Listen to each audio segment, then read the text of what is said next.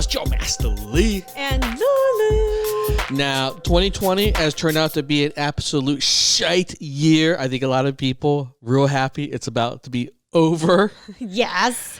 Can't wait. But I tell you, we are at least lucky that we're stuck with each other. Can you imagine being single this time of year? Oh my God, it must be real tough. I actually heard from friends of mine like, John, it's so tough, man. It's like, I'm lonely. No social. Oh, forget about social. It's like lonely and horny social life. What?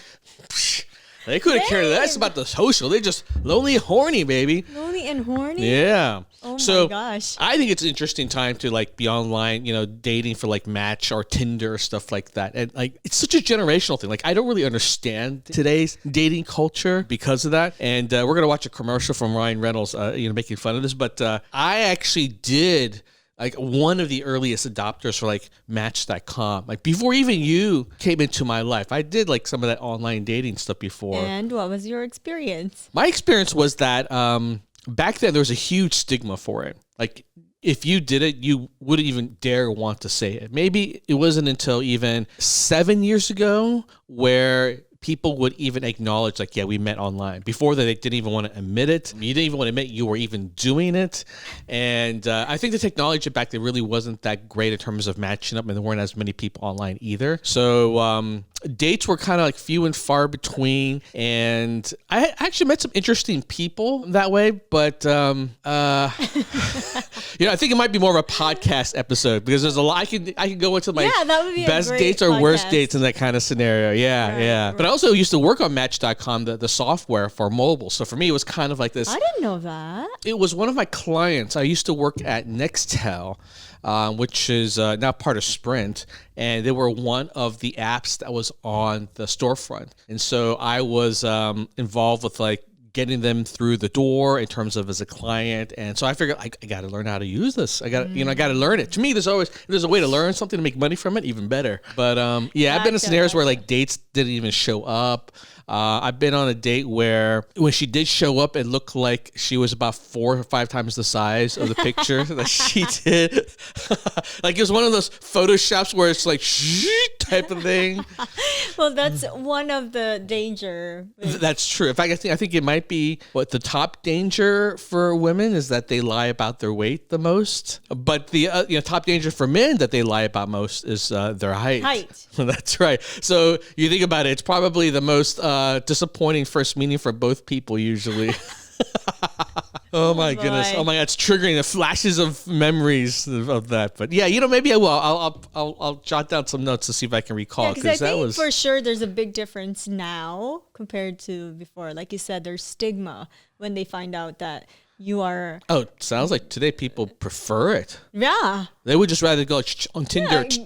A good friend of mine, right? They're now engaged. Yeah. I think it's actually worse because they're so reliant on it. Like this whole concept of like ghosting people where like you were seeing them and you stopped doing it. You would never do that before. Like you just at least have the courtesy to like say hi to someone, meet them. The idea of like texting to ask them on a date to me back then was just like unfathomable. I'm old school that way, but that's the way the world is. So I think there's downsides to it. It makes it so that it's so easy for you to think that you can find a replacement, that you're willing to just like, whatever for this relationship. I'll just find someone next week online. Right. And so you never give someone a chance to kind of develop a real relationship around real feelings and compatibility. Right. It's always this initial impression phase, the excitement of the first date, because you could just line them up type of thing. Right. I think probably more so for women than guys, because guys have it a lot harder, especially Asian guys like me. Asian guys were not, let's say, the most in demand about 15 years ago when I was like online doing that stuff. All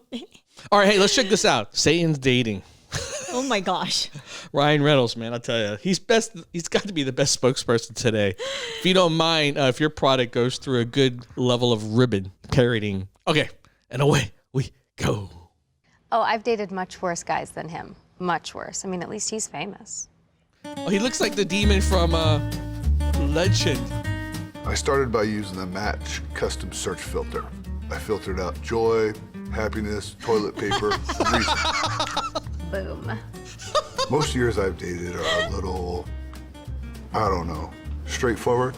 I mean, there's a little misery, but nothing truly soul-crushing about them. I just want to be remembered. You know, do you know the poem, The Road Less Traveled by Shakespeare? I actually have the tattoo of it. Don't ask me where. You devil. Guilty. She gets me. That's the best part. When you meet someone that takes time to see beneath the surface. Of the earth. It's just a perfect match. Oh my God. That was really sweet, actually. I feel the little touched. You felt it. I felt it. I felt the love. Oh 2020. my gosh. Oh man, I'll tell you, man. If Ryan Reynolds' channel was nothing but these ridiculous ads, sign me up for ads.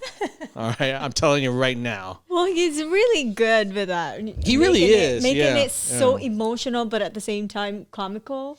You know, the one thing about Ryan Reynolds, and I have to give him credit, he is hell of a lot smarter and sharper than I think a lot of people gave him credit for when he first started off in his career. And he did a lot of these rom-coms and silly type of movies. Right. So you honestly didn't think like there's much to him. He's funny on screen. And what you start to realize is that he's funny behind the screen. It's like his ability with comedy. I mean, if you follow his Instagram, it's freaking hilarious. Really? Yeah, he's a great comedic writer. Like the best of like SNL type of thing. He could easily be a writer for that. And so like you go through his channel here and he's just like, boom, one after another of ideas. You're like, this dude is funny. He's not just a great actor. He's built his acting chops. He's a great comedic writer. He's got a sharp mind. And apparently he's, I don't know, hundreds of millions of dollars now because some of these businesses have been acquired for like an insane amount of money. Wow. Like, have you been following his Absolute, or was it, what's his drink? I forget what it is. Gin,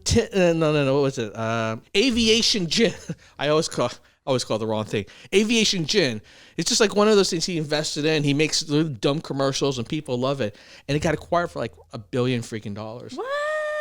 Wow. See what happened when you create. That's just it. You gotta be creative. You can't just be like the actor behind the screens. You can make big money that way, but I think the real moment of shine is for you to be able to create your own path.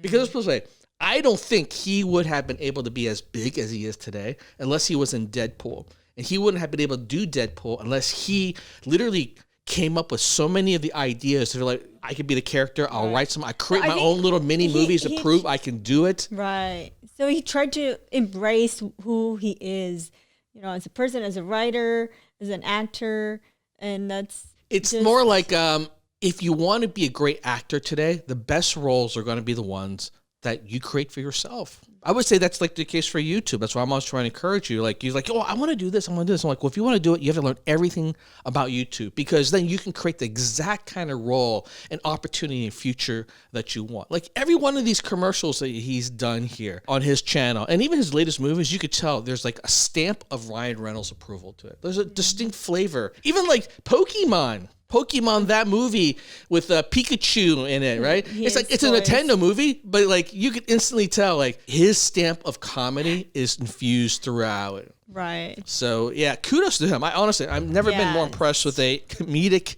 actor in this generation. Wow, that was a really more good match, more match. more match for 2021. Oh God! Actually, no more matches. Oh, God. 2021 better be a year that things bounce back.